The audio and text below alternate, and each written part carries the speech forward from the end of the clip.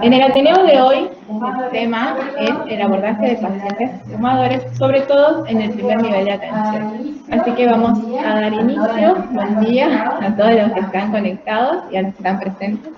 Chicos, aquí. Inicio compartiendo pantalla.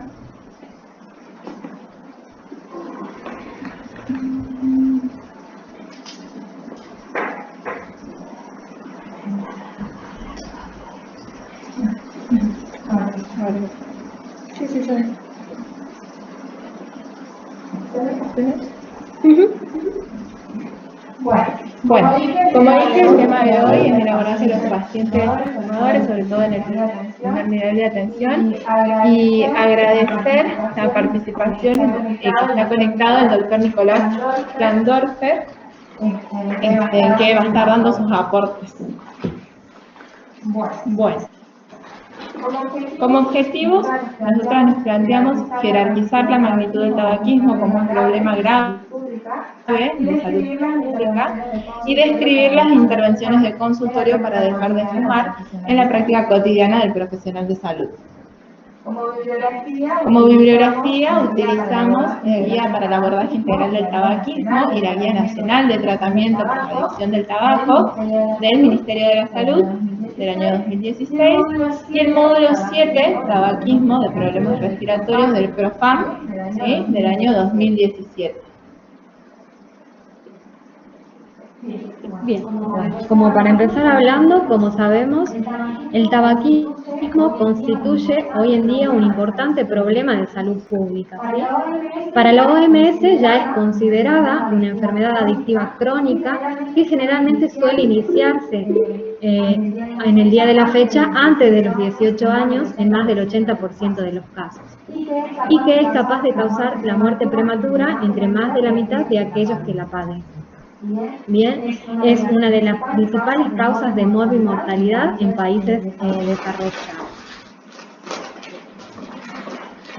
Bien, con respecto a la epidemiología, según una declaración de la OMS en Ginebra, el 11 de mayo del 2020, la mortalidad por tabaquismo en el mundo es de más de 8 millones cada año. De esas 8 millones de muertes, 7 millones son producidas por el consumo directo de tabaco y 1.2 millones son producidas por el tabaquismo pasivo. Según el Boletín de Vigilancia Epidemiológica del año 2018 del Ministerio de Salud de la Nación, el tabaco provoca en Argentina cerca de 40.000 muertes anuales por enfermedades no transmisibles, como enfermedades respiratorias, cardíacas y el cáncer de pulmón o algún otro tipo de cáncer. Para recalcar, pusimos aquí bien grande, fumar, no importa qué cantidad de cigarrillos, siempre es nocivo, por lo que el consejo profesional debe dirigirse a no fumar nada y no a fumar poca cantidad o fumar menos. Con respecto, seguimos con un poco de epidemiología, con respecto a las muertes atribuibles al tabaco, el 40% de estas muertes son producidas por enfermedades cardiovasculares, el 25% es cáncer, dentro de estas el 20% cáncer de pulmón y el 5% otros tipos de cáncer. El 25% de estas muertes por enfermedades pulmonares y el 10% otras enfermedades o accidentes. Bueno, ya entrando un poquito más a lo que es el abordaje del tabaquismo en la atención primaria, primero visibilizar, digamos, los objetivos principales de abordar esta problemática. Uno de esos es que el fumador no se convierta en fumador y que esto tiene un papel fundamental el profesional que realiza el seguimiento longitudinal de los pacientes, tanto de la familia como de los niños, ya que la edad de inicio del consumo está en promedio alrededor de los 13 años. ¿Sí? Otro de los objetivos es prevenir las caídas en los pacientes exfumadores, las recaídas. Como tercer objetivo, motivar al fumador que no está motivado todavía para hacer un intento serio de abandonar el hábito y hacerlo progresar por las distintas fases de este proceso de Y por último, prestar ayuda al fumador que ya está muy quiere seguir haciendo estos ejercicios.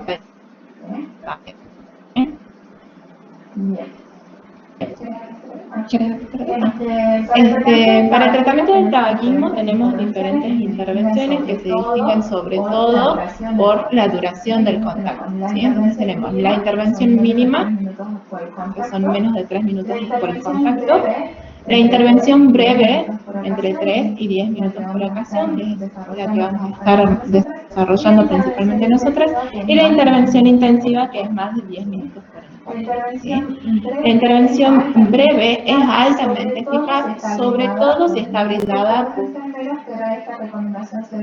por el equipo de salud. Por lo primero, esta recomendación se extiende a todo el demás. Para aumentar con las personas que quieren dejar de fumar y también para aumentar esta variedad del estímulo de comunicación, en cada paso puede ser dado por diferentes profesionales del equipo de salud, ¿sí? Entonces, para iniciar este abordaje del paciente, uno de los primeros pasos es averiguar el estatus tabáquico de la persona, y que esto es identificar a quienes fuman y a quienes no fuman, ¿sí? Entonces la pregunta sería, ¿usted fuma? ¿Sí o no? Los pacientes fumadores, por definición, son aquellos que hayan consumido 100 cigarrillos en toda su vida, ¿sí? O aquellos que hayan consumido cigarrillos por lo menos en los últimos 30 días. Reina importante, si el paciente responde que no fuma, no hay que perder la oportunidad de reforzar los beneficios y lo importante que es continuar con el hábito de no fumar, ¿sí? Ahora, si identificamos un paciente que sí fuma, tenemos que anotarlo en la historia clínica. Buenas, perdón. Una pequeña intervención, si se puede. Se dice preguntar, ¿fuma sí o no? No sé, más de la mitad de los fumadores suelen responder no, nombrar en responder. La pregunta es importante. Uno dice, ¿usted fuma? Es medio inmediata la pregunta. Y el que está del otro lado sabe que es un agente de salud el que le está preguntando. Es probable que después le diga no tiene que fumar. Entonces, en el cómo preguntar hay es importante, digamos, ¿no? Yo les diría, si cuando ustedes preguntan fuma, la persona demora más de 1 o 2 segundos en responder, no se queden con esa respuesta. Bien, si usted dice fuma, no, repregunten. ¿Por qué dudaste? No, es que solo fumo los fines de semana, o fumo 2 o 3 a la noche, te dicen, no se consideran fumadores, ¿bien? Esto que vos dijiste hace rato, de que cualquier carga de tabaquismo, digamos, daña la salud, es muy importante, porque mucha gente, como fuma menos de 4, piensa que es no fumador. Y después otros que piensan que porque apagaron el cigarrillo 3 horas antes de entrar al consultorio, o se lo propusieron hace 3 días que no están fumando, son no fumadores, entonces responden no. Siempre hay que repreguntar y preguntar amablemente, no inquisitivamente, podríamos decir, cómo es su relación con el cigarrillo. No, fumo solo los fines de semana, o dejé de fumar hace 3 días. Ese que dejó de fumar hace 3 días no dejó de fumar. O sea, es un fumador que viene con un intento. Perdón la interrupción.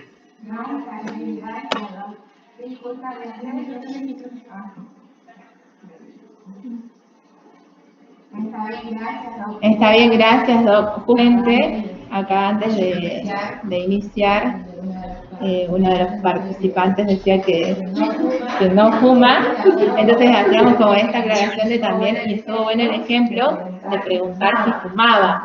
Entonces, bueno, antes sí, pero bueno, a veces los fines de semana. Entonces son fumadores.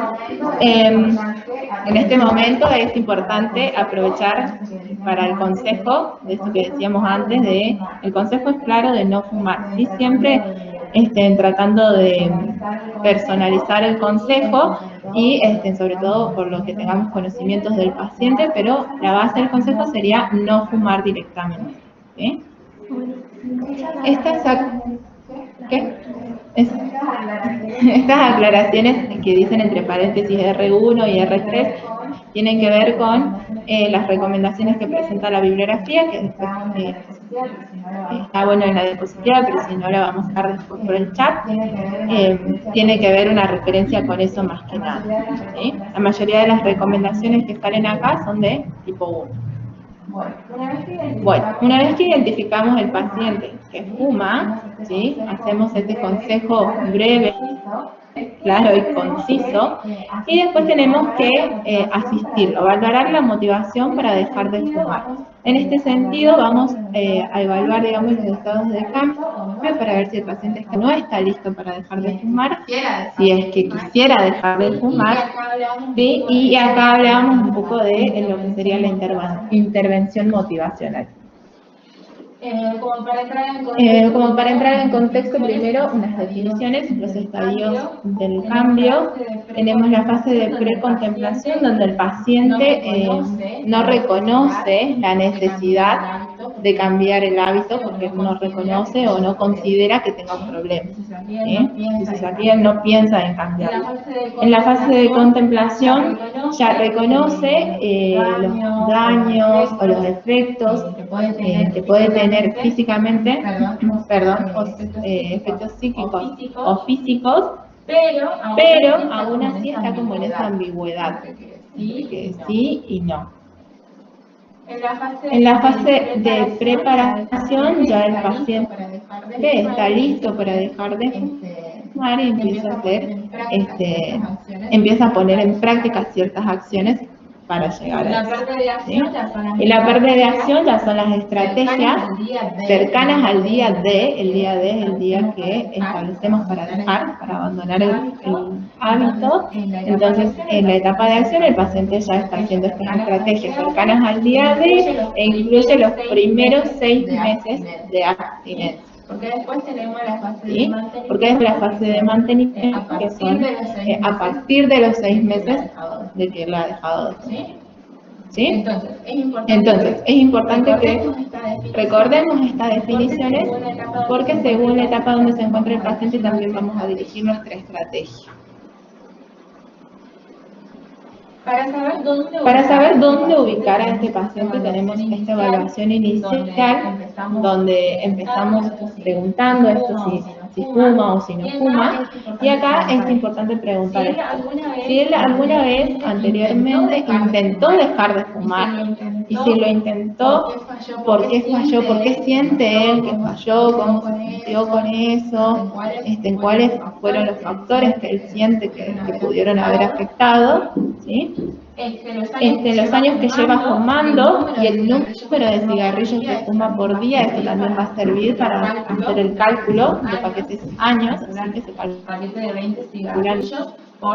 paquete de 20 cigarrillos por los años fumados. ¿Cuánto tiempo pasa entre que se levanta y prende el primer cigarrillo? Esta respuesta va a ser súper importante. ¿Y cuál es el cigarrillo que él más necesita durante el día?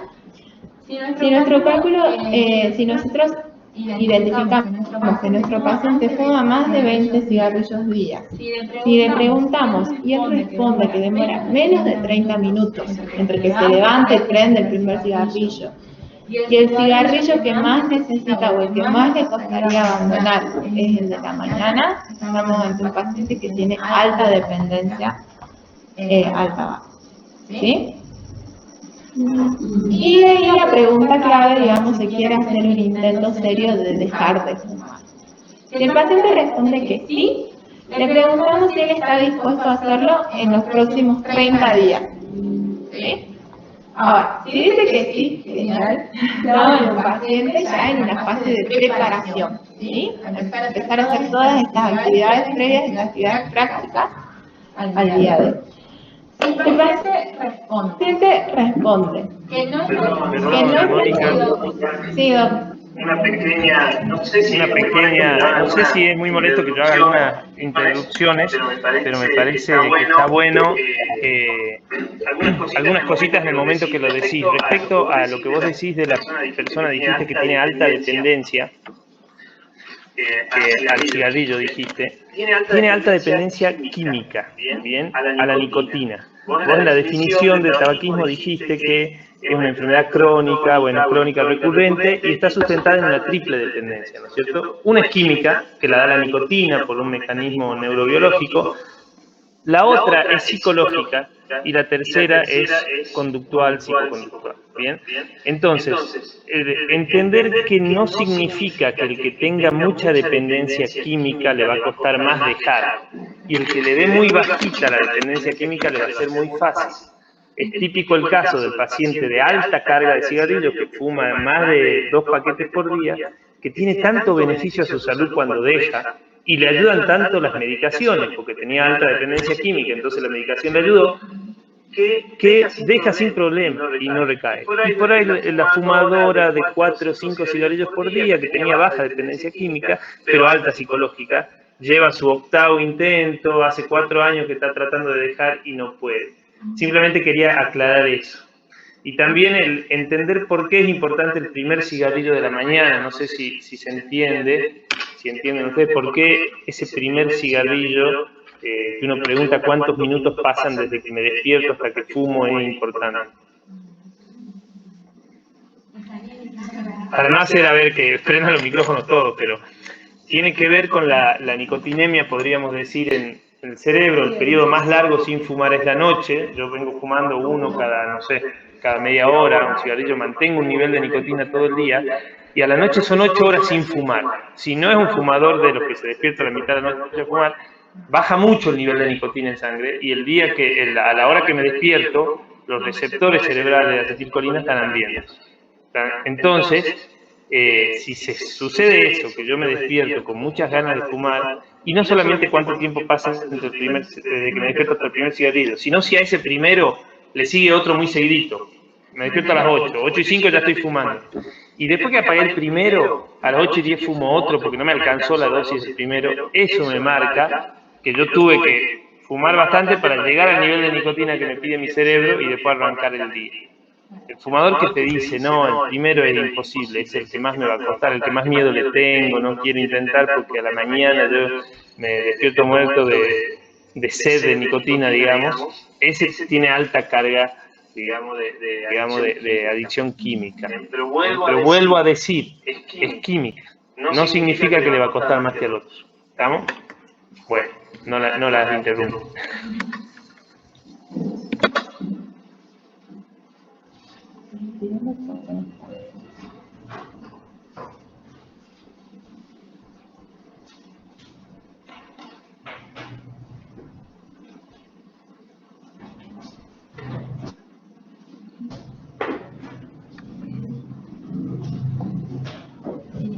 Bien, creo que me había quedado en que si estaba dispuesto a intentar el próximo mes o no. Sí, me parece que ya había quedado, ¿verdad? Bueno, entonces ya vimos el paciente que sí está dispuesto a dejarlo en el próximo mes y está en una fase de preparación. El paciente que responde que no está dispuesto a dejarlo en los próximos 30 días, preguntarle si está dispuesto a hacerlo en los próximos 6 meses. ¿Sí? Se dice que sí está en una fase de contemplación, es decir, se da cuenta de los daños que le provoca, pero todavía está en una ambigüedad.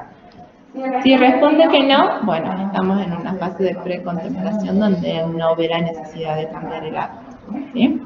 Pero hay que seguir trabajándolo, o sea, no es que dice que no y bueno, ¿sí? Entonces se sigue trabajando en las conductas. También importante decir de esto es que en realidad estas prácticas deberían estar y pueden estar dentro de la práctica habitual, y no es que hay que hacer una consulta específicamente para esto, ¿sí? Bien, también una de las herramientas de las que disponemos para evaluar la dependencia física a la nicotina es el test de Fagerström, no sé si lo estoy pronunciando bien, perdón si no, modificado, donde nos aparecen acá 6 preguntas. ¿Sí? La primera es cuánto tiempo tarda después de despertarse en fumar su primer cigarrillo, si encuentra difícil abstenerse de fumar en lugares donde está prohibido. Entonces también es importante eso, que le preguntemos dónde fuma, además de en qué circunstancias y en qué situaciones. ¿sí? ¿A qué cigarrillo odiaría más renunciar? Esto que hablábamos, ¿cuál es el cigarrillo que más le costaría dejar o cuál es el que más necesita? ¿Cuántos cigarrillos fuma al día?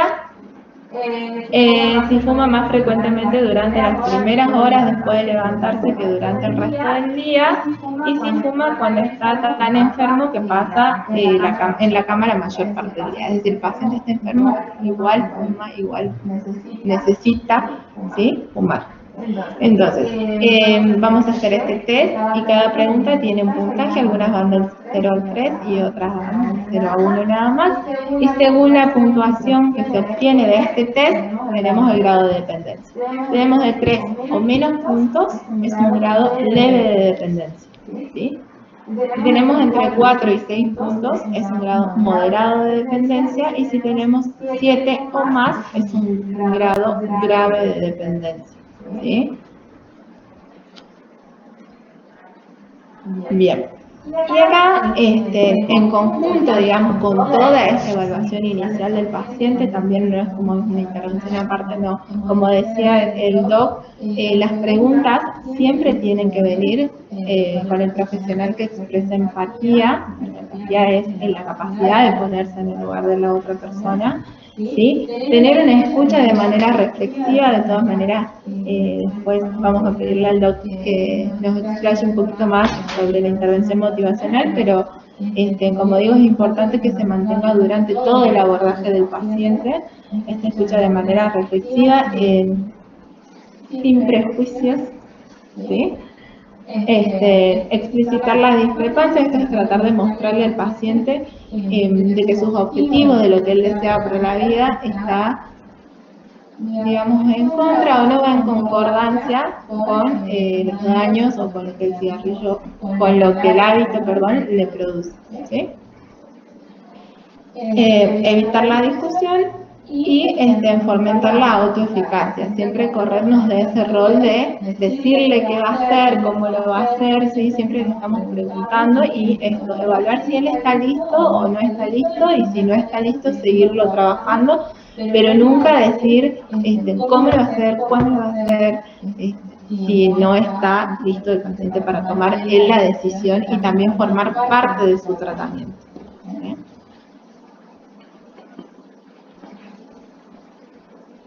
Bien, y ya yendo como para la parte de ayudar, sería la consejería y después, si es necesario, el tratamiento farmacológico.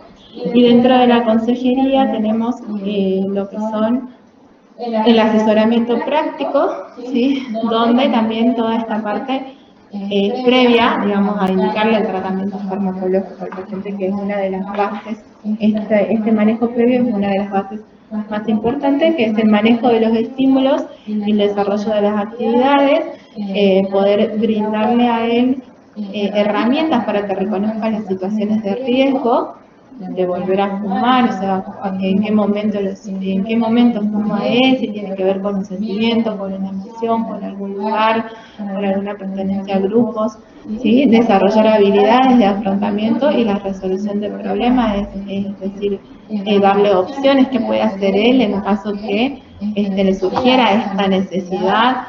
Explicarle también esto sobre el apoyo brindado por el equipo de salud, tiene que ver con informar sobre la naturaleza del tabaquismo, explicarle sobre el síndrome de abstinencia, cuánto dura, cuáles son los síntomas y qué puede hacer él en esos momentos, ¿sí?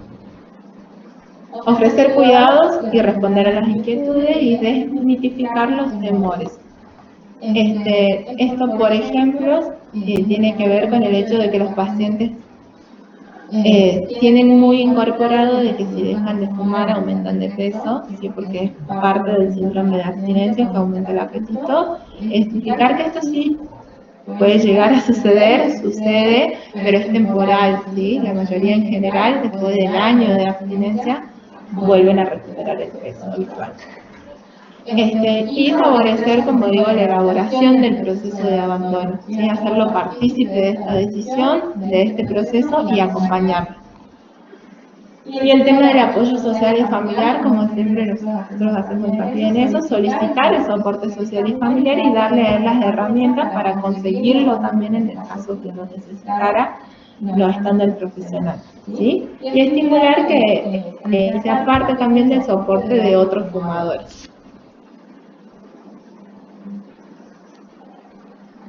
Bien, algunas de las herramientas que habíamos visto, esto previo a instalar el tratamiento farmacológico, hay un manualcito que está disponible, que tiene varias actividades, que después los que están presentes se los paso para que lo vean bien, pero esta es una de las herramientas que dispone, que es una planilla para que el paciente anote los cigarrillos que fuma por día, ¿sí? Aquí hay que explicarle bien, que tiene que anotar la fecha, tiene que identificar si es un día hábil, es un día feriado, y va a anotar el primer cigarrillo, la hora, ¿sí?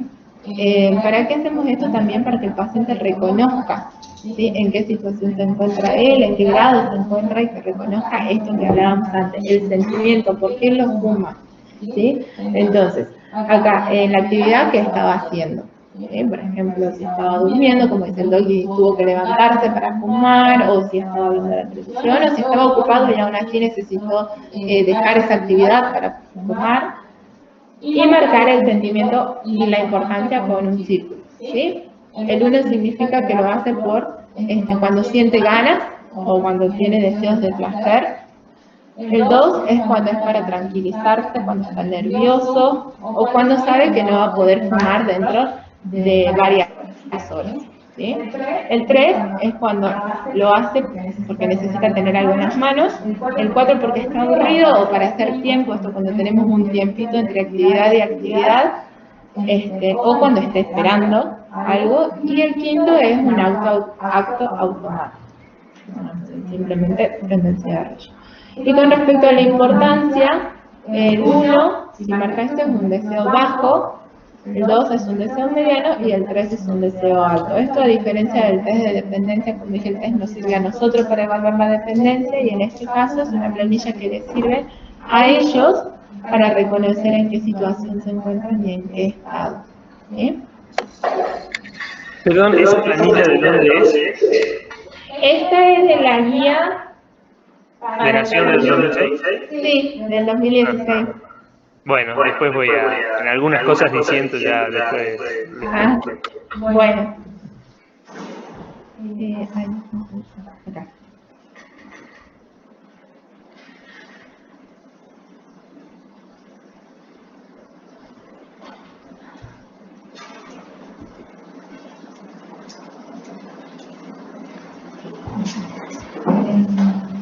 Doc, ¿usted no quería hacer un poco de hablar un poquito más explayadamente acerca de la entrevista motivacional o dejamos ahí?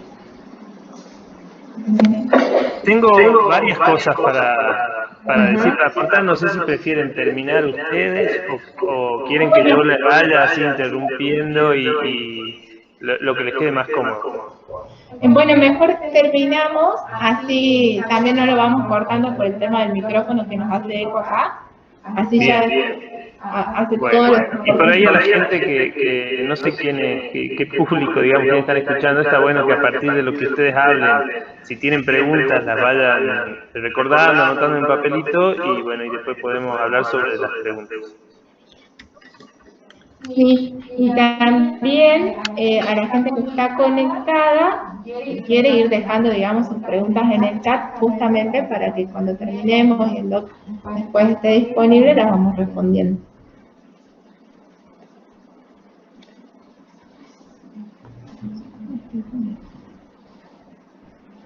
Bueno, vamos a seguir por la parte de lo que es el tratamiento posteriormente al abordaje de los pacientes. ¿Por qué usar fármacos como parte del tratamiento? Es la pregunta. ¿Sí? ¿Por qué? Porque duplican el porcentaje de éxito de cualquier intervención. Porque la mayoría de los pacientes no tratados que recaen en las primeras semanas lo hacen por abstinencia, como hemos dicho. Existe contundente evidencia de su eficacia y su costo-efectividad. Reducen los efectos residuales, como por ejemplo que estábamos hablando, el aumento de peso, y mejoran la calidad de vida en la abstinencia. Bien, ¿cuándo usar farmacoterapia? Recordemos que hay ciertas indicaciones, ¿sí? Vamos a indicarla en pacientes fumadores de más de 10 cigarrillos por día o fumar en los primeros 30 minutos del día. Está, bueno, como ya había explicado el doctor, fuertemente asociado a la dependencia química de la nicotina. También vamos a indicarla cuando el paciente tiene dependencia física con la nicotina. Está recomendado también usar esta farmacoterapia como parte del tratamiento. Y esta situación es altamente frecuente entre los fumadores que consultan para dejar de fumar. ¿Cuándo no usar farmacoterapia? Bueno, cuando hay alguna contraindicación médica, en embarazadas y lactancias, en adolescencia y en casos de que el paciente no tenga una baja dependencia física, aquellos que fumen obviamente menos de 10 cigarrillos por día y que no fuman en las primeras horas del día. Con respecto a este tratamiento farmacológico, como sabemos, tenemos dos fármacos de primera línea que son utilizados con mayor frecuencia.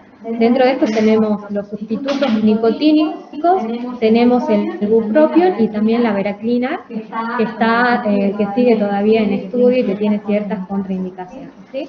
Los sustitutos nicotínicos tenemos diversas formas farmacológicas, desde chicles, parches, comprimidos, ¿sí? Todos estos sustitutos de nicotina deben comenzar a utilizarse desde el día D, es decir, desde el día en que el paciente decide ya no consumir tabaco, ¿sí? Y se van a utilizar generalmente por 8 semanas o hasta 2 meses en caso de los chicles. Bueno, los sustitutos nicotínicos generalmente no tienen tantas contraindicaciones. ¿Por qué? Porque van a aportar la misma sustancia que aporta el cigarrillo, que es la nicotina. Si bien lo va a hacer de manera, va a aportar nicotina en menos concentración en la sangre, pero esta concentración es suficiente como para inhibir estos síntomas de abstinencia. Dentro de ellos tenemos los parches de nicotina que vienen a ser como los sustitutivos con mayor adherencia en la clínica, ¿sí? Son muy seguros y no tienen efectos adversos serios. Sí podemos contraindicarlos en aquellos pacientes que por ahí tengan alguna dermatitis extensa en el cuerpo. Se recomienda utilizarlo generalmente en la parte superior del cuerpo, podemos utilizarlo en brazos, en tórax, ¿sí? Vienen en parches de 10 centímetros, de 20 centímetros y de 30 centímetros y cada uno va a contener una concentración de nicotina diferente. Aquí un poquito de cómo se utiliza. Se abre el parche, ¿sí? No se recomienda cortar el parche, ¿sí? ¿Por qué? Porque en esa forma va a contener la concentración de nicotina. Se abre y se lo coloca. Se recomienda no colocarlo en zonas donde haya demasiado vello, ¿sí? Podemos colocarlo en la parte superior del codo o en el tórax, siempre rotando, ¿sí? Esta se la va a administrar todos los días. Podemos empezar, o se recomienda empezar, con los parches de 30 centímetros. Se lo utiliza este parche por 4 semanas y después podemos ir bajando. Por 2 semanas usar los de 20 y las últimas semanitas usar los de 10 centímetros, ¿sí? Y bueno, como efecto adverso lo que puede llegar a producir raramente puede ser una irritación local, por eso es que se recomienda que se vaya rotando el sitio de aplicación. Aquí pusimos un poco de los precios, ¿sí?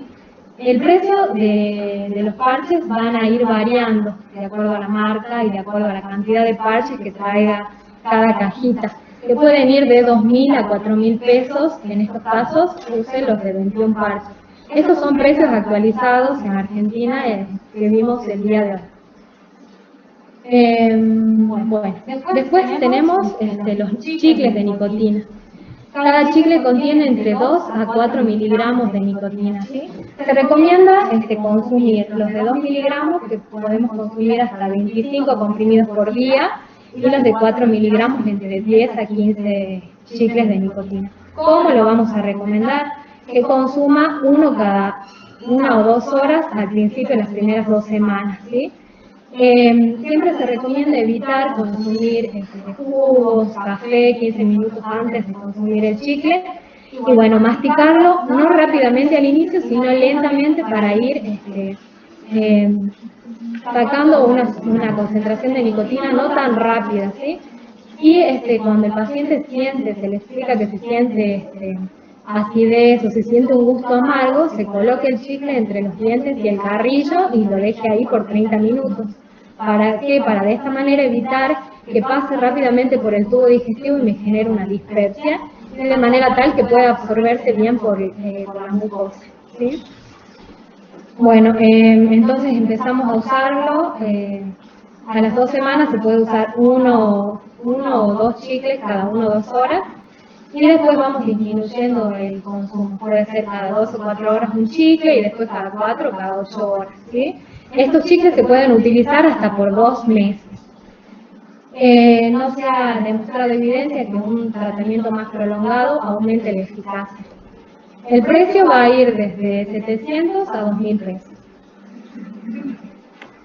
Perdón, te interrumpo un segundito acá porque me parece que sí es relevante entender que la nicotina no se absorbe en medios ácidos. O sea, la nicotina que llegó al estómago es nicotina que perdimos. Por eso se llama chicle. Para mí no se debería llamar chicle porque no hay que comerlo como un chicle. En Salta es fácil de explicar, yo digo se coquea. Hay que dejarlo en la boca. Mientras más tiempo está en la boca, como se absorbe por mucosa oral, como bien dijiste, mejor es el efecto. Cuando ya no le siento gusto a nada, le pego una masticada y lo muevo para el otro cachete y lo dejo ahí quieto. No es que lo estoy masticando todo el tiempo, ¿bien? O sea, lo tengo en la boca. Tampoco están las otras que seguramente vas a hablar ahora, las pastillas también. Las pastillas no es que las chupo fuerte ni que las mastico, sino que las trato de permanecer en la boca. Esas dosis que dijiste vos, nadie llega a tener 24 chicles al día, es un montón, son las dosis máximas. Después, si querés, hablamos. En general, los chicles y las pastillas nos sirven para los momentos por ahí difíciles, para después de comer, para algunos momentos. Yo tenía 3 meses, no sabía, pero ahí vos estás más actualizada, dijiste que más de 2 meses no mostraban beneficios. Yo tenía que hasta 3 meses, está bueno usarlos. Y es difícil que sean único tratamiento, digamos, o sea, como de primera línea. Yo lo suelo usar como apoyo a otra farmacoterapia, ¿bien? Pero quería explicar esto porque mucha gente no lo usa, lo rechaza o lo abandona por mal uso. Se lo mete, le pega 4 o 5 masticadas, le siente un gusto tan fuerte que dice, no, a mí no me sirve el chicle. Y es porque no se explicó que tanto el chicle como la pastilla me lo pongo y lo dejo quieto en la boca. Bueno, perdón, te dejo seguir. Gracias, Doc. Sí, dale un segundo. Bien. Bueno.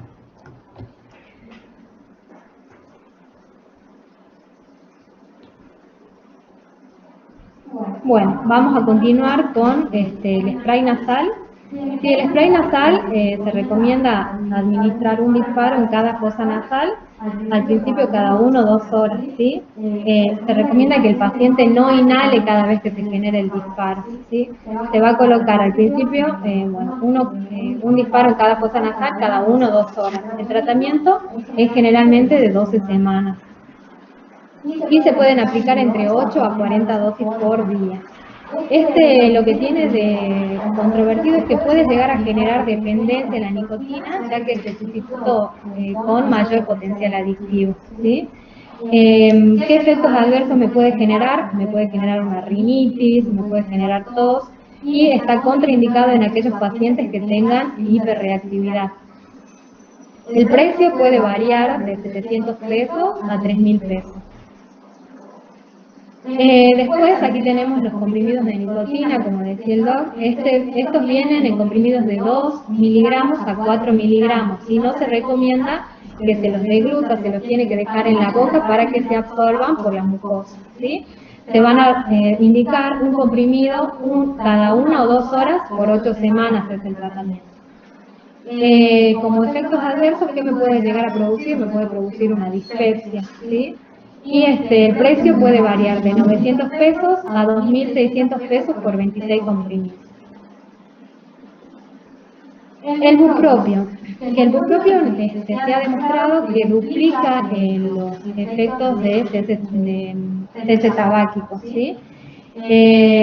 Todavía no se conoce con exactitud cuál es el mecanismo de acción, pero se cree que actúa a nivel de unos núcleos del cerebro, disminuyendo los niveles de noradrenalina, adrenalina, y de esta manera disminuyendo los síntomas de abstinencia. Bupropion viene en comprimidos de 150 a 300 miligramos. Se recomienda iniciar siempre, no como los sustitutos de nicotina el día D, sino antes del día D. Se recomienda iniciarlo por lo menos 1 o 2 semanas antes, ¿sí? Con una dosis de 150 miligramos por día durante 12 semanas. Con respecto a la dosis, no se ha demostrado que una dosis mayor de 150 miligramos sea más efectiva que la de 150 miligramos, ¿sí? Como efectos adversos, ¿qué me puede llegar a producir? Me puede llegar a producir insomnio, trastornos del sueño, boca seca o metálica, cefalea. En casos muy raros me puede llegar a producir rhabdomiólisis o convulsiones, que son muy frecuentes. El precio puede variar, esto es un poco más caro, de 2.200 inclusive a 10.000 pesos, ¿sí? Por 30, por 60 o por 120 comprimidos. Bueno, la veraniclina, que es otro comprimido también que se recomienda, que todavía sigue siendo en estudio porque tiene por ahí ciertos efectos adversos. El tratamiento de veraniclina se hace por 12 semanas. Esta también se inicia generalmente antes del día de 10 o 15 días antes, ¿sí? Como efectos adversos puede llegar a producir náuseas, sueños vividos, alteraciones del sueño, y las ventajas que tiene es que tiene un buen manejo del craving, es decir, del deseo imperioso por fumar. Tiene baja interacción con otras drogas, bajo perfil de efectos adversos y eficacia comparada contra bupropión y contra el placebo, inclusive aún mejor. Pero tiene ciertas indicaciones, se la prefiere generalmente en casos de que el paciente tenga contraindicaciones con los fármacos de primera línea.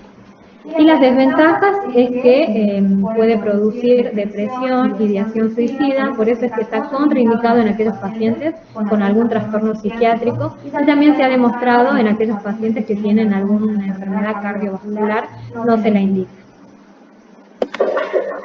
Perdón, Mónica, toda esa información que estás dando, ¿es de qué guía o de dónde sacaste?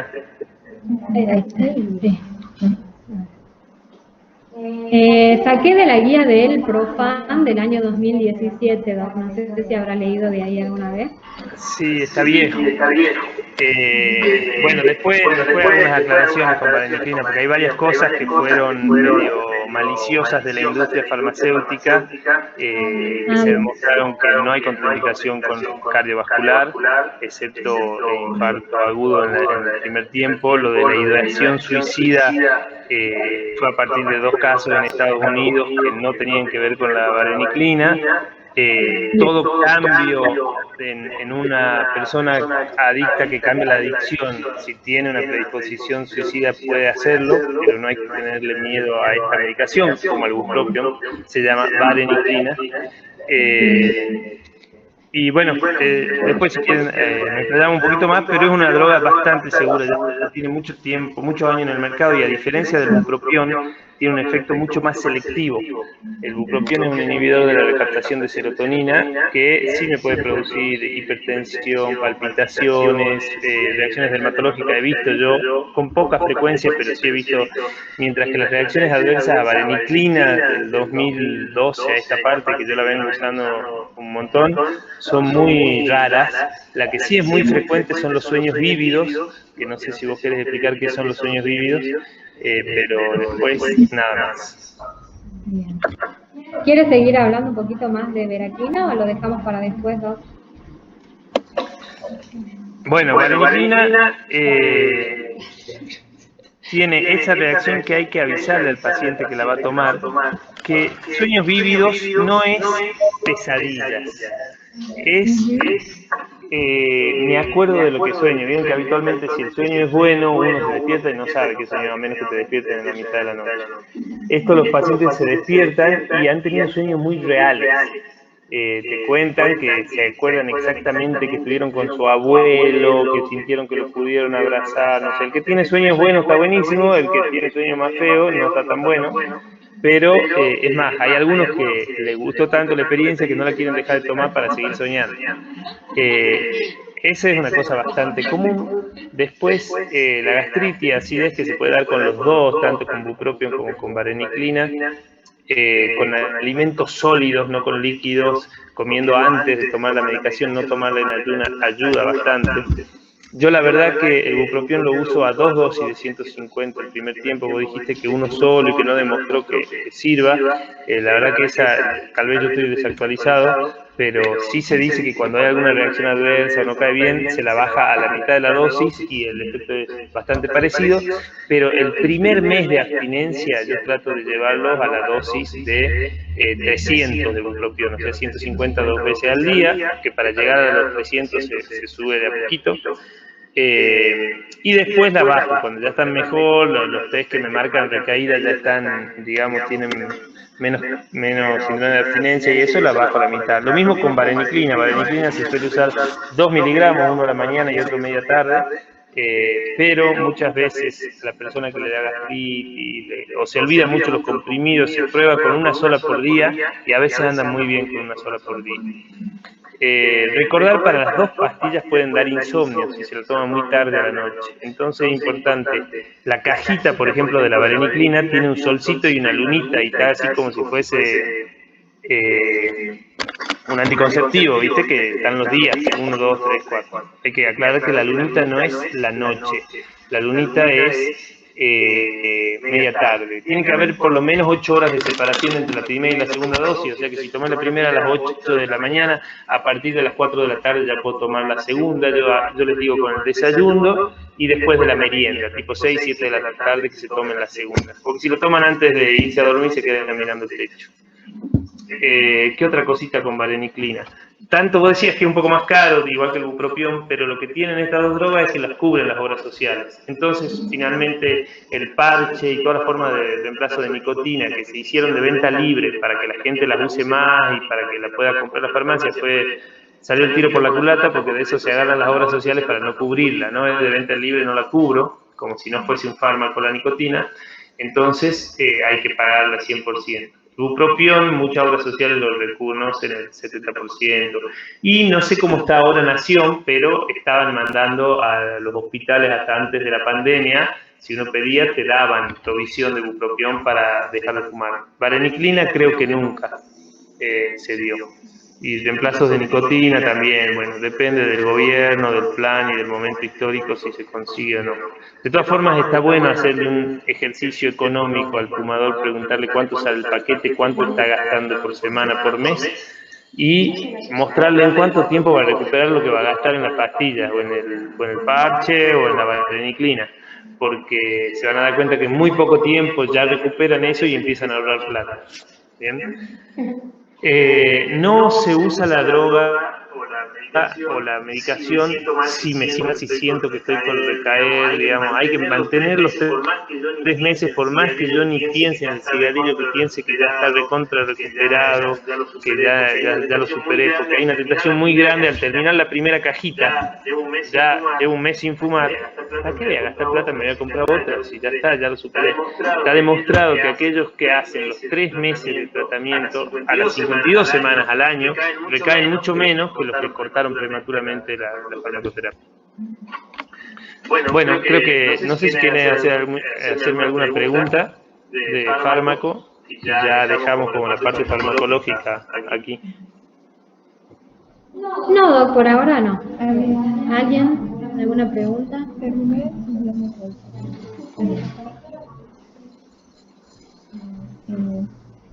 Me encantaría si podés girar un poco la cámara, no sé, para saber con quiénes estamos, con quién estoy hablando. Esto de hablarle a una computadora sin nada más que eso es raro. Ahí los presentamos. Bien. ¿Y ustedes dónde están? ¿Están ahí en el Van a recibir TVM? Bien. Sí. Bien. Aquí habíamos hecho como un cuadro comparativo entre lo que costaría, digamos, el tratamiento con algunos fármacos como son los parches o el bupropion y en comparación con los cigarrillos que se usan por un año, digamos, ¿sí? O sea, lo que duraría el tratamiento en comparación con el gasto del consumo de tabaco por un año. Con respecto al bupropion, que viene, bueno, sabemos que se utiliza por 12 semanas, en comprimidos por 90 estaríamos gastando aproximadamente 6.600 pesos. Los parches, que se utilizan por 8 semanas, estaríamos gastando un total de 7.000 pesos. Y en comparación con los cigarrillos, por 20, el paquetito de 20, que usemos, por ejemplo, un paquete por día, durante un año estaríamos gastando alrededor de 73.000 pesos. Eso es lo que había dicho usted, Doc, que podríamos sugerirle o mostrarle al paciente para que más o menos tenga una idea de esto. No sé si quiere aportar algo.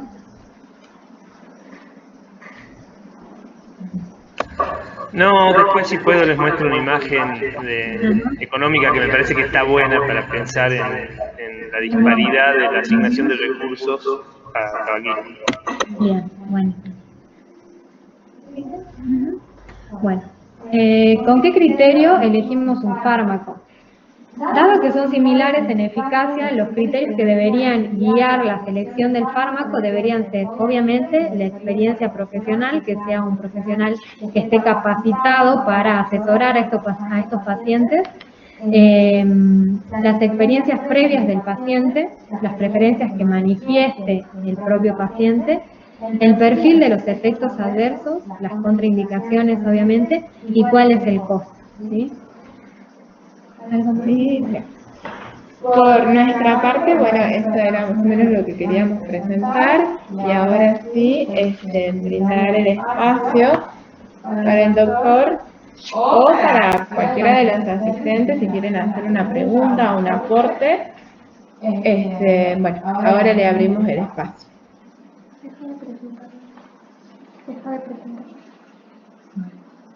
Ahí, deja de presentar. Bueno, yo abro mi micrófono, no sé si hay preguntas, preferiría que por ahí, para no estar hablando de cosas que no me interese, saber si hay alguna pregunta, evacuar eso, y después me gustaría tal vez hacer énfasis en alguna otra cosa. Sí, Doc, aquí la gente que está presencial tiene preguntas. Bueno, vamos a tratar de que se escuchen, usted nos avisa si no se escucha. yo escucho bien, no sé si necesitan que apague el micrófono, digamos, cada vez que hablan ustedes, ¿o no? No hace falta. Bien. Y el resto de la gente que está en las otras conexiones, si quiere prender la cámara como para vernos. Yo estoy diciendo si estoy con la cámara apagada, pero para saber quiénes somos, después se nos complica la conexión, apagamos de nuevo la cámara. Sí. Consulta. Usted ya tiene bastante experiencia en esto. ¿Alguna recomendación para el abordaje de los pacientes con alto riesgo cardiovascular o con EPOC, dado que ellos bastante avanzados, qué estrategias nos recomienda usted o cuáles son las que utiliza usted con esos pacientes para tratar de lograr, digamos, el abandono del tabaco en estos pacientes que son los que más necesitan y más les cuesta? Nos ha tocado ver bastante nosotros, doctor. Bien. Mirá. Hay dos cositas. Respecto a lo que dicen precauciones, lo más riesgoso, digamos, para esos pacientes cardiovasculares es seguir fumando. O sea que todo lo que sea dejar de fumar mal no le va a hacer. Hago esta aclaración porque por ahí hay médicos, más bien médicos viejos, con formación por ahí no actualizada, que dicen no, porque te vas a poner tan nervioso si dejas de fumar que te va a dar un infarto, te va a hacer mal. No, nada aumenta tanto el riesgo cardiovascular como tener monóxido de carbono dando vuelta por las arterias. O sea que eso es un punto importante. Otro, El paciente POC habitualmente es un paciente difícil para dejar de fumar. Es el paciente, tal vez, en el que yo no hago tanto hincapié en tal vez una residencia de medicina familiar, porque el objetivo es que deje de fumar la mayoría de los fumadores y con la intervención más básica. Y tal vez el POC que 2 o 3 veces trató de dejar en el centro de salud y no pudo, ya va más referenciado al especialista. En ellos, si bien es muy importante trabajar desde lo motivacional, que es muy importante, pero muchas veces ya vienen asustados porque tuvieron una internación, por una neumonía, por un infarto. Los fármacos siempre ayudan, incluso está propuesto en algunas guías de algunos países, quiera o no quiera dejar de fumar, mantenerle, por ejemplo, vareniclina o bupropión si no tiene interacciones. Acuérdense que el bupropión interfiere en el citocromo P450, entonces también es más difícil de asociar. La vareniclina tiene menos interacciones.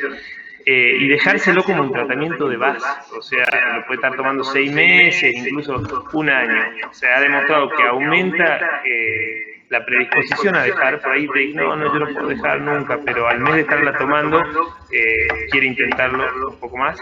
Necesitan mucho... está demostrado que la efectividad de la cesación tabáquica es directamente proporcional al número de encuentros con el profesional cara a cara. En este momento de pandemia podríamos decir también pantalla a pantalla, si es el caso, y los minutos de contacto. Entonces es muy bueno citarlo de nuevo. Vos a este paciente que querés que deje de fumar, hacerle un tiempito que no te va a llevar más de, no sé, algo corto, de 5 minutos, pero citarlo toda la semana. Nos vemos el viernes que viene, vení de nuevo el viernes, vení de nuevo. Él sabe que tiene un punto de referencia a donde le van a volver a preguntar.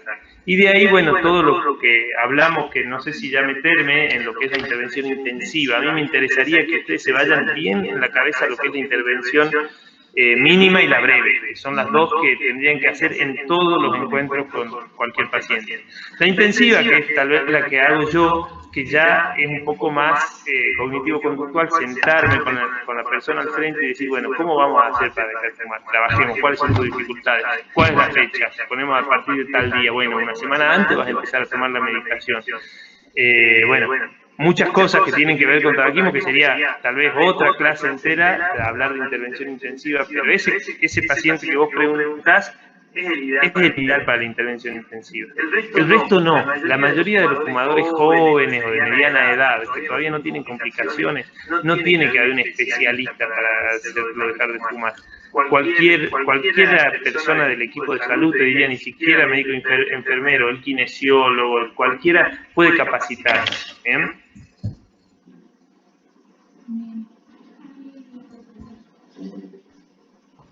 Gracias, Doc. Igual hay otra pregunta. Hola, buen día. Tengo una consulta.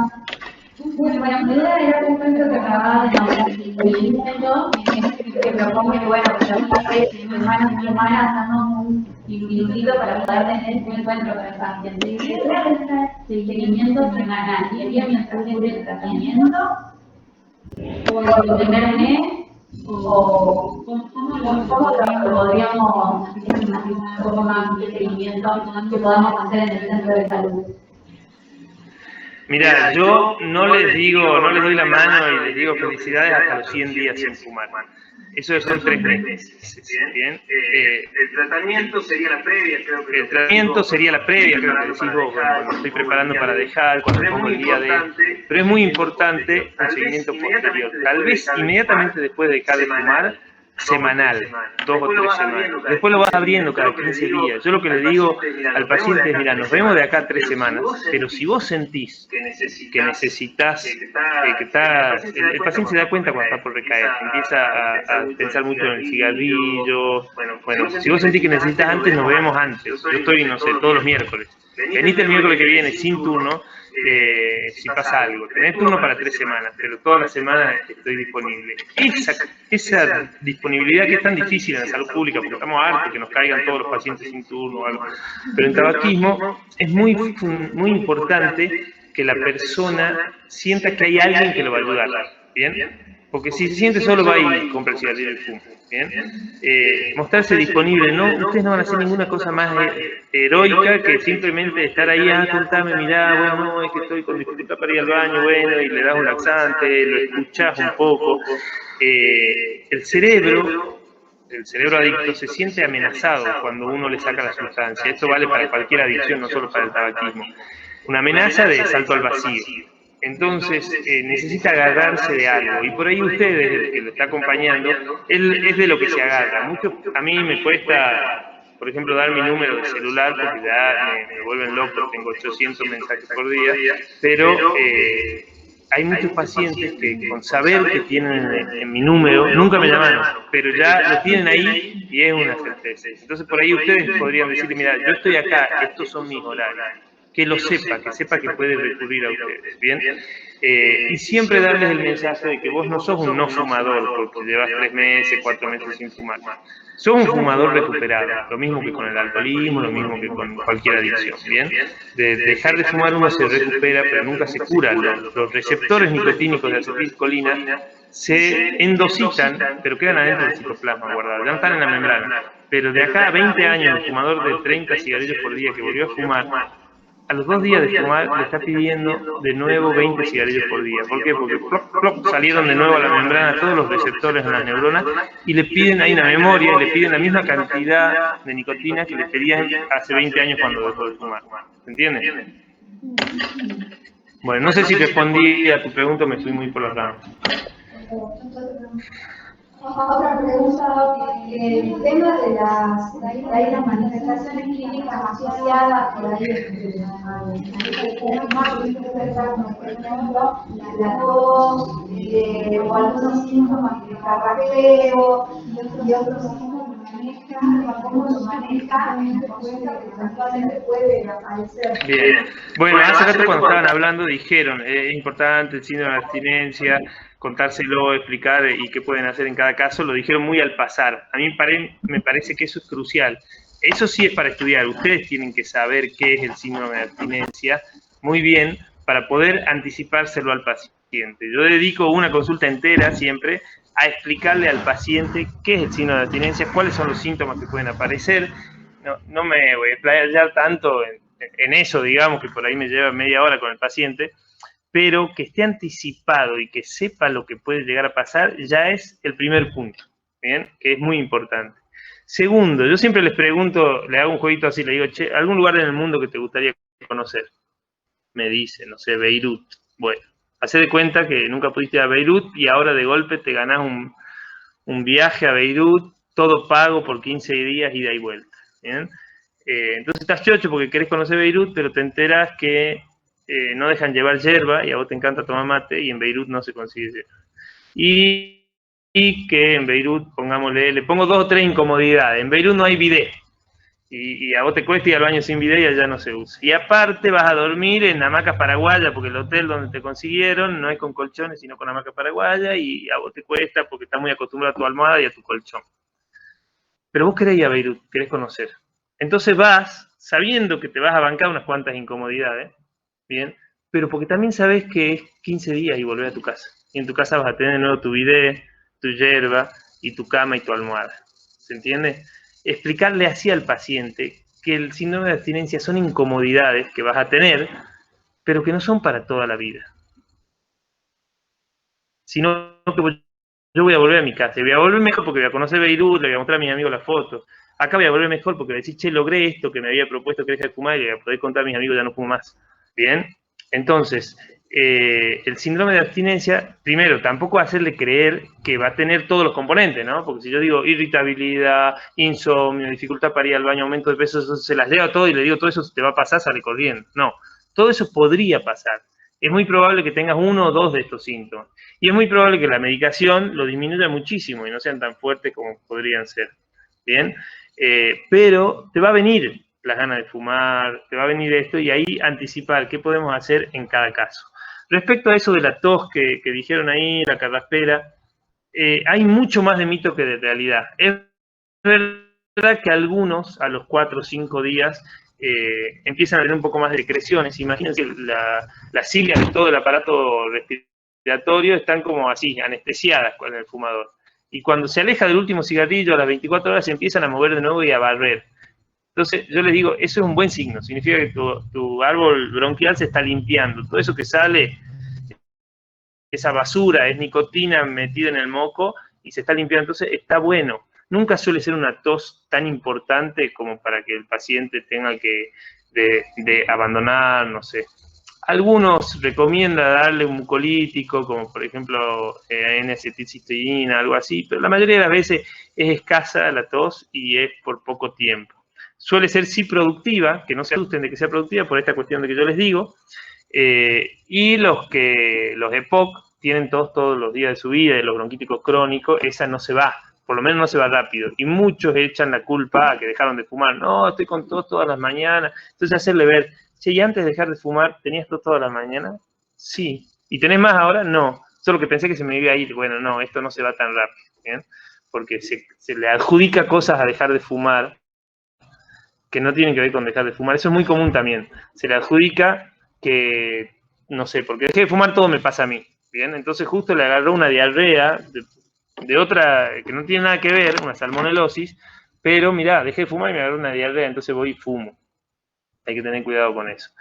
Entonces, bueno, como para decir el síndrome de abstinencia, esas dos cositas, es limitado en el tiempo, puede ser intenso, en el primer momento, el craving que lo mencionaron, que es el deseo imperioso de fumar, las ganas, el hambre de nicotina, el deseo de mato a alguien por un cigarrillo, lo que hay que saber, muy importante, y eso se lo tienen que decir, son dos cosas. Es corto en el tiempo. Si uno podría mirar el reloj en el momento que le dan ganas de fumar y en el momento que desaparecen, habitualmente no pasa los 30 segundos y máximo 3 minutos. ¿Bien? Entonces, la pregunta que se tiene que hacer el paciente es, ¿cómo hago para pasar estos 3 minutos?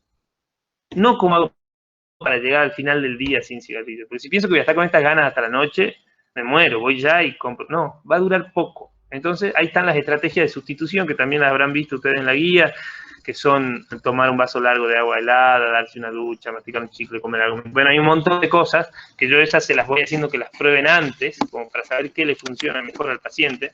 Bien, pero es la pregunta, ¿qué hago para pasar estos 3 minutos? Y ese craving, ese deseo intenso de dejar de fumar, que al principio era seguido, cada 15 minutos, después cada vez es más espaciado, ¿bien? Y menos intenso. Pero ojo que por ahí al quinto, sexto día sin fumar, venía sin nada de gana y algún desencadenante me dio un craving muy intenso. ¿Bien? Entonces hay que prepararlo para eso, tener chistos de ganas muy fuertes de dejar de fumar, por eso en preparación del ambiente, que a eso no hemos hablado, está no tener cigarrillos. No tienen que...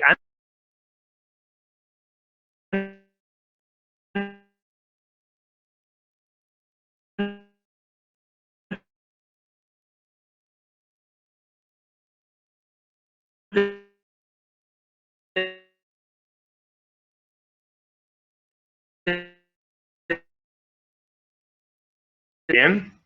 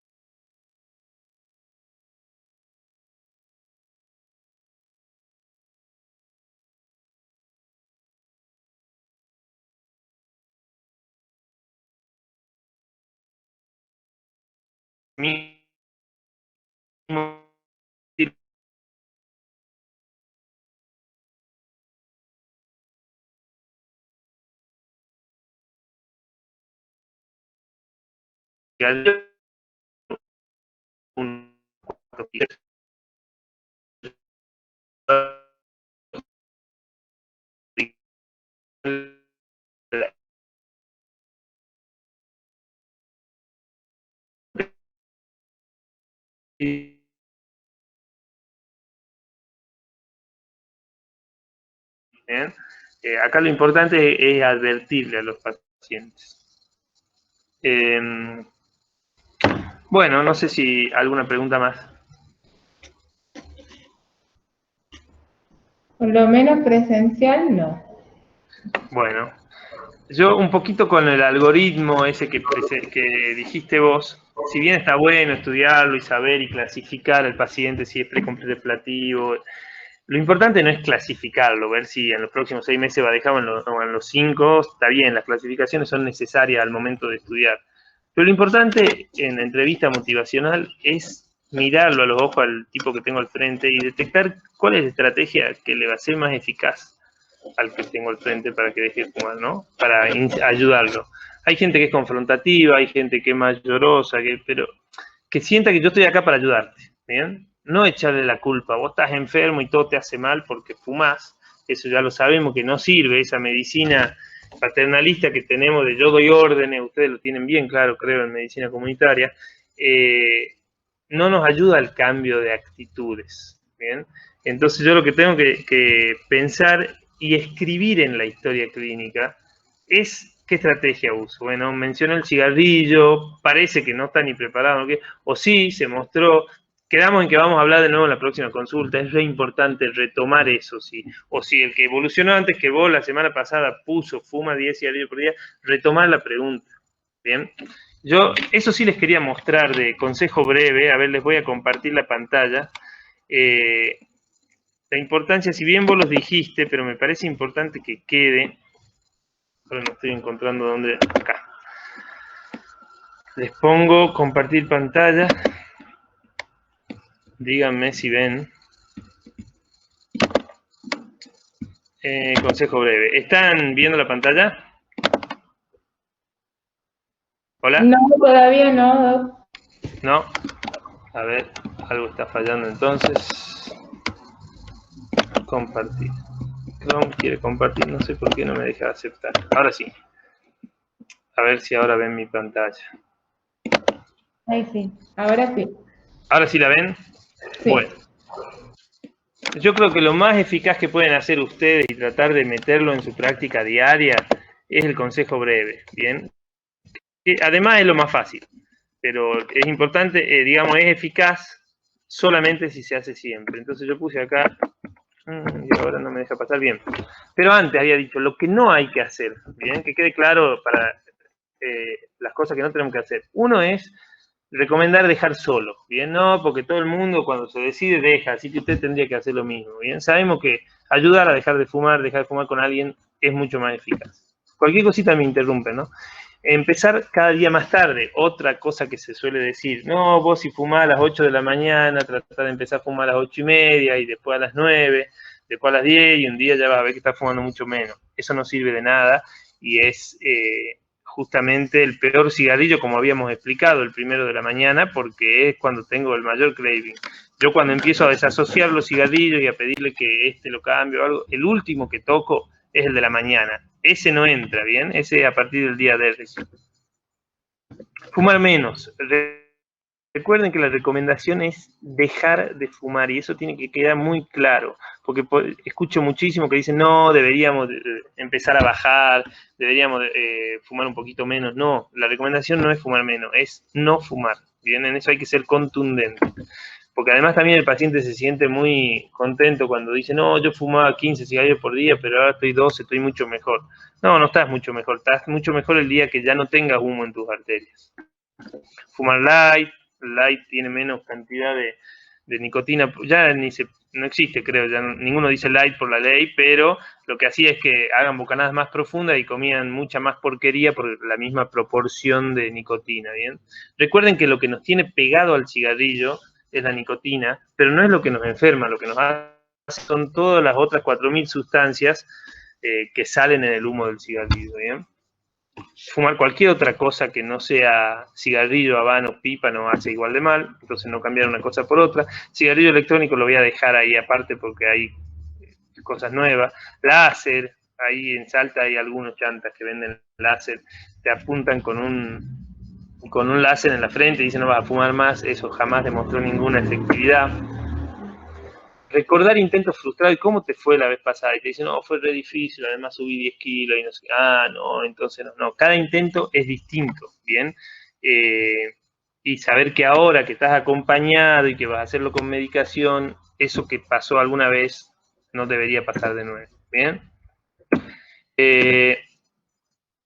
Otras cosas que no hay que hacer: alimentar mitos como 3 o 5 cigarrillos no hacen nada, advertir sobre lo mal, se va a sentir si deja. No dejar antes de la cirugía por la tos del fumador, del exfumador. Hay muchos cirujanos que dicen, no dejes de fumar ahora porque después vas a toser y se te van a abrir los puntos. La cantidad de complicaciones pre- y postquirúrgicas que disminuyen habiendo dejado de fumar 2 semanas antes de una intervención quirúrgica es impresionante. No tengo acá los slides, pero menos tasa de infección de la herida, más rápido se recuperan los tejidos. Ustedes piensen que el fumador, las 8 horas después de que apague el último cigarrillo, tiene menos cantidad de oxígeno en todas las células de su cuerpo de la que necesitaría. El monóxido de carbono tiene muchísima más afinidad por la hemoglobina que el oxígeno. Entonces, por eso tenemos estas noticias. Años en invierno, una familia entera murió por dejar el brasero adentro de la casa. Bueno, eso mismo que mató a la familia, pero en dosis más pequeñas, tienen pegado a su grupo M de la hemoglobina todos los fumadores por 8 horas después de que deja de fumar. La recuperación después de cualquier problema, ya sea una neumonía, una cirugía, quimioterapia y todo, es mucho peor si todavía estoy fumando. Pero es engordar, ya hablamos, sabemos que no. ¿Creer que ayudar es muy difícil? No es difícil. Hay cosas en medicina que son re difíciles. Esto es re fácil, cualquiera lo puede hacer, hay que tener voluntad y nada más. Bueno, me cuesta hablar y no ver a nadie. No sé si estoy solo acá hablando o están ahí todavía. El Ask About the Elephant, no sé si escucharon, pero era un programa de decir, bueno, es tan grave el problema de la salud a la medicina, que es como tener un elefante sentado en el consultorio rosa y no preguntar al paciente, che, ¿y ese elefante? ¿Qué es eso? Es como que a dejarlo pasar desapercibido, ¿no? Entonces hicieron un programa, esto en Nueva Zelanda, de pregunte sobre el elefante, ¿bien? Y era un ABC.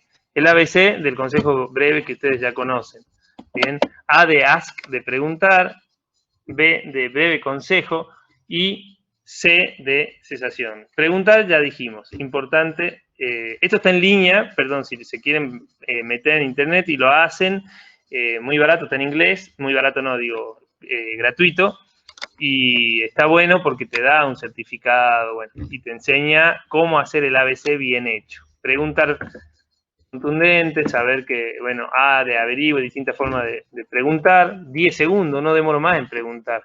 El asma de su hijo puede empeorar con la exposición al humo ambiental. ¿Alguien en la casa fuma? Bueno, algo así, relacionarlo con el motivo de consulta. Usted vino por un chequeo sano y me dijo que es deportista. Sabiendo que es deportista, bueno, ¿se entiende? Relacionar un poquito a algo que le pueda interesar a la persona la pregunta de si fuma.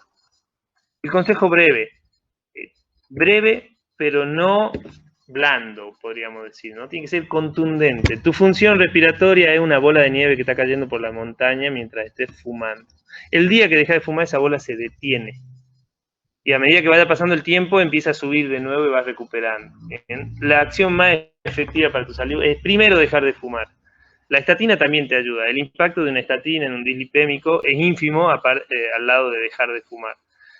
Bien, eso tiene que ser contundente. Es breve, pero tiene que ser muy importante. No dejar ambigüedades. Bueno, mirá, si vos dejas de fumar, va a mejorar un poquito esto. Eso ya le da, digamos, chance al cerebro del fumador de decir, este no me me está pidiendo que deje en serio, sino que lo piense.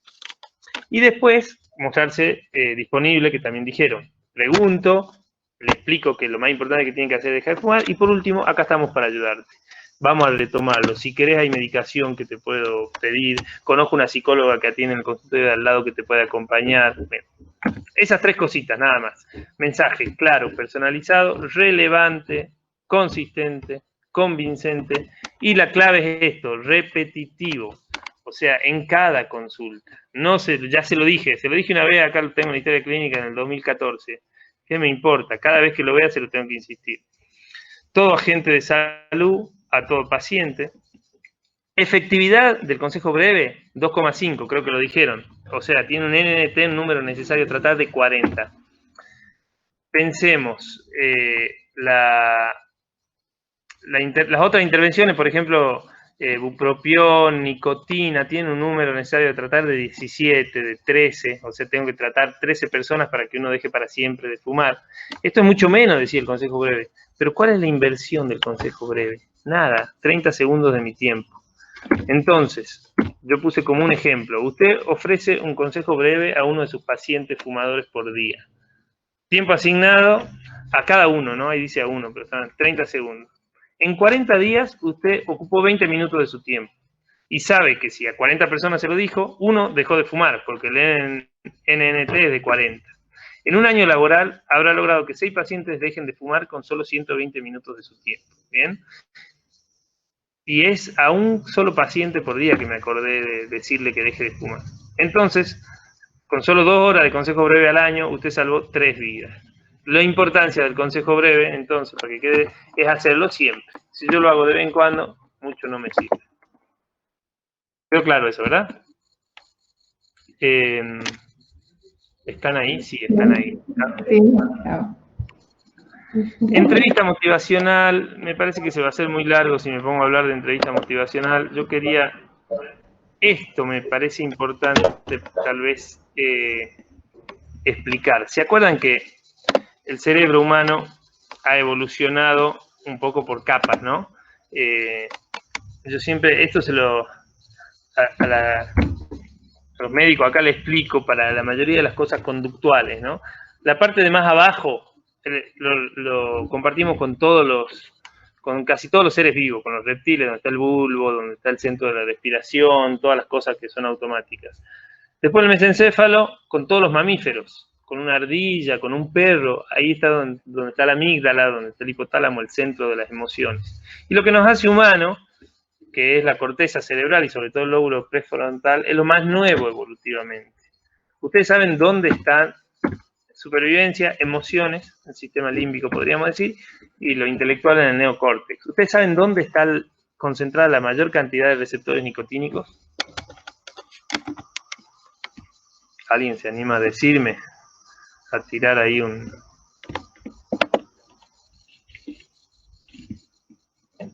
No. Bueno, es en el área tegmental ventral, que si uno, a ver si está en el dibujito, el mismo dibujito que estábamos viendo, acá estamos, está entre el reptil y el mamífero, podríamos decir, donde está la supervivencia y las emociones. Está al revés, pero en estos dos núcleos, el área tegmental ventral y en el núcleo accumbens, es donde principalmente libera dopamina la nicotina. ¿Bien? O sea que vos le estás pidiendo al paciente que vaya casi que en contra de su instinto de supervivencia y en contra de sus emociones o de las cosas que tiene aprendida con las emociones. ¿Bien? Muchas veces queremos incidir sobre esto, dar explicaciones. Bueno, usted tiene que entender que el riesgo de cáncer va a bajar un tanto por ciento si usted deja de fumar. Eso no va a incidir en la persona, ¿bien?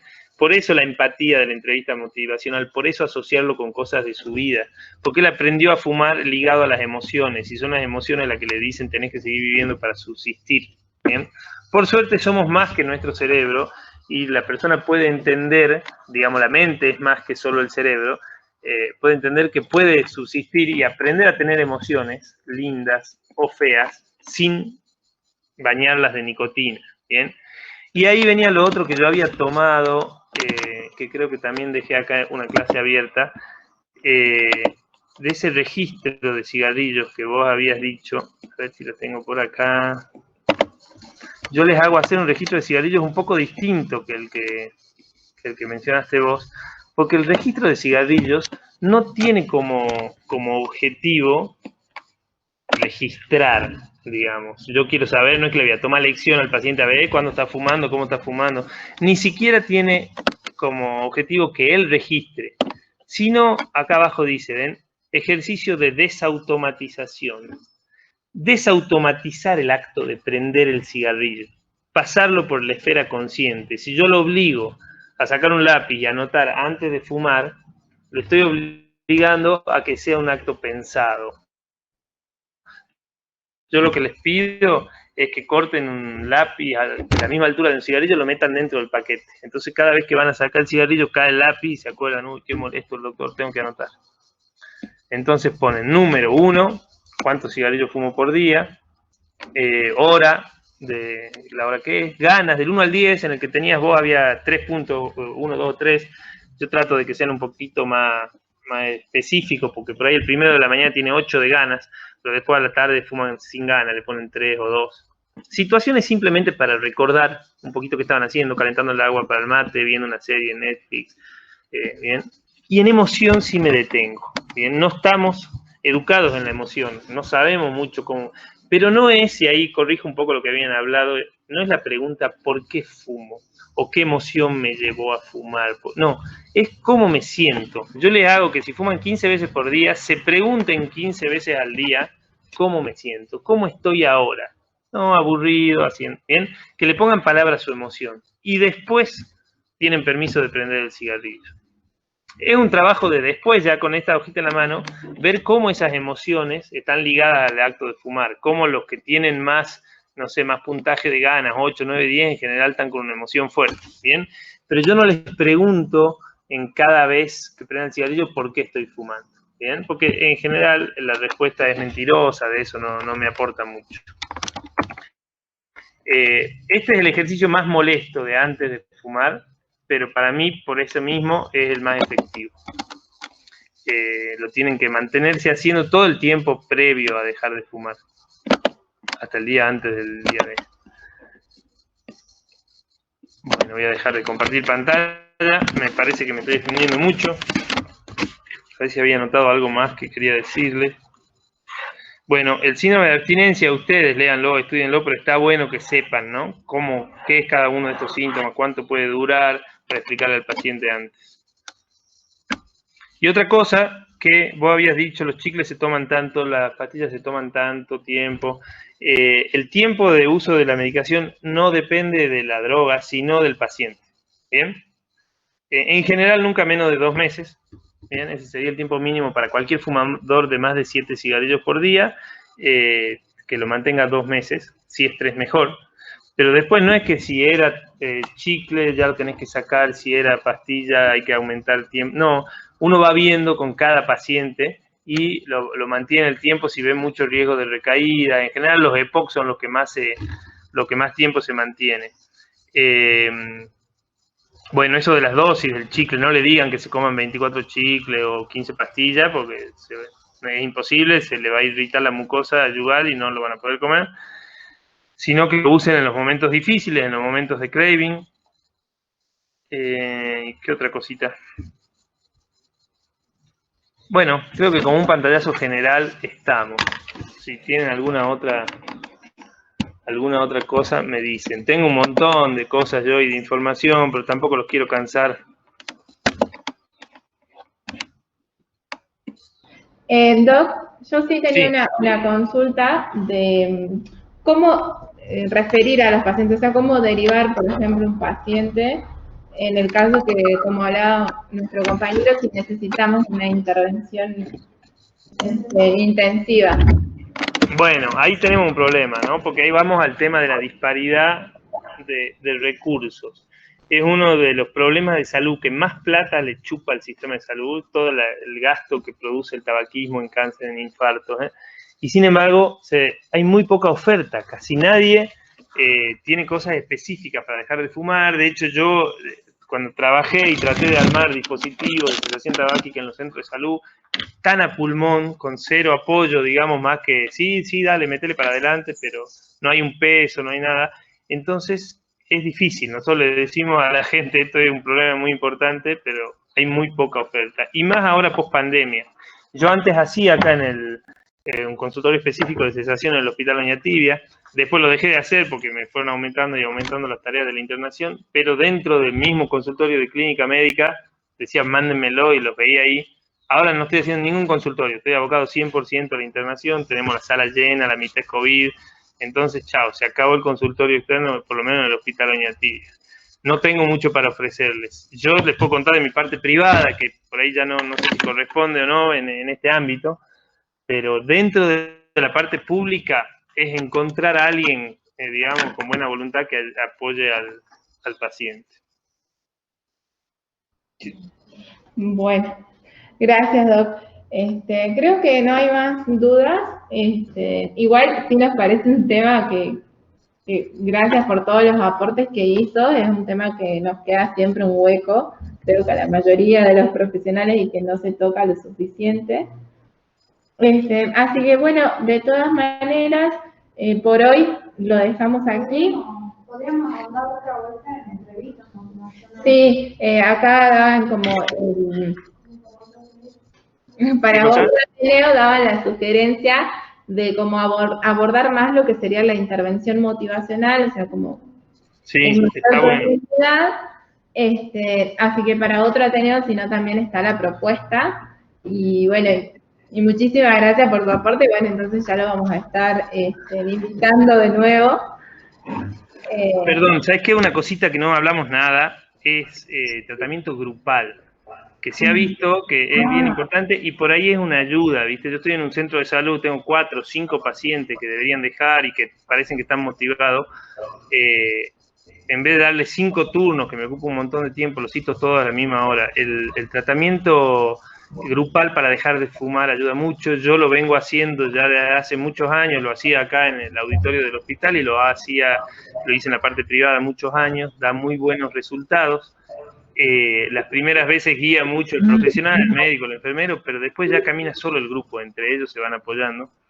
Yo por la pandemia tuve que transformar los grupos, primero lo fui reduciendo en personas y después lo terminé haciendo así como estamos en la clase esta, por internet, con mucha desconfianza, ¿viste? No sabía si iba a funcionar y tuve muy buenos resultados. Tuve 3 o 4 grupos más, 5 en la pandemia, de 5 o 6 personas cada uno, todos dejaron de fumar, así que está bueno. De hecho me terminé haciendo un Instagram, se llama Dejar de Fumar Online, para tratar de que la gente a través de eso se pueda inscribir y conectar, y hacemos encuentros por Jitsi Meet o por Google Meet una vez a la semana para dejar de fumar grupal, y lo que tiene de bueno que te saca el problema geográfico.